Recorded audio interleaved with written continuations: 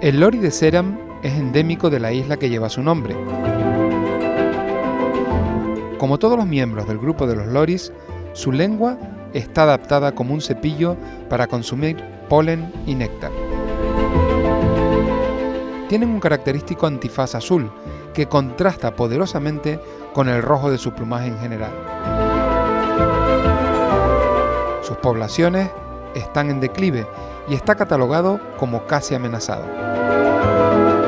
Esta especie se mantiene en Loroparque Fundación, la mayor reserva genética viva de loros que existe en el mundo, y puede verse en Loroparque Animal Embassy.